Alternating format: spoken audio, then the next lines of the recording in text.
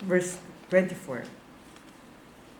Most assuredly I say to you, he who hears my word and believes in him who sent me has everlasting life, and shall not come into judgment, but has passed from death into life. Most assuredly I say to you, the hour is coming, and now is, when the dead will hear the voice of the Son of God, and those who hear will live. For as the Father has life in himself, so he has granted the Son to have life in himself, and has given him authority to execute judgment also, because he is the Son of Man. Do not marvel at this, for the hour is coming in which all who are in the graves will hear his voice, and comfort those who have done good to the resurrection of life, and those who have done evil to the resurrection of condemnation. I can of myself do nothing. As I hear, I judge, and my judgment is righteous, because I do not seek my own will, but the will of the Father who sent me. So, bagamat maiksi man ito, ay puno rin ng propesya at reminder sa atin. Makikita natin sa mga verses na ang kaligtasan ay dumidepende din sa pakinig natin sa ating Panginoong Hesukristo.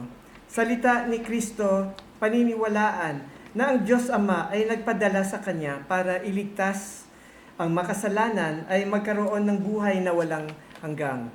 Pangalawa, wala nang paghahatol. Ang kasalanan ay naalis na at napatawad mula sa kamatayan tungo sa buhay sa ating Panginoon. Sabi sa 2 Corinthians chapter 5, kung sino man ang nakay Kristo, siya ay bagong nilalang, at ang mga lumang bagay ay lumipas at lahat ay nagbago.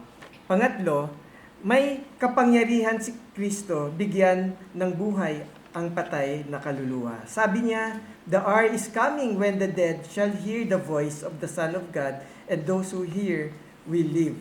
Hindi ito tulad kay Lazarus na binuhay muli, kundi pagbubuhay sa kaluluwa, the resurrection of conversion. Binuhay tayo kasama niya nang ipinatawad ang lahat nating kasalanan.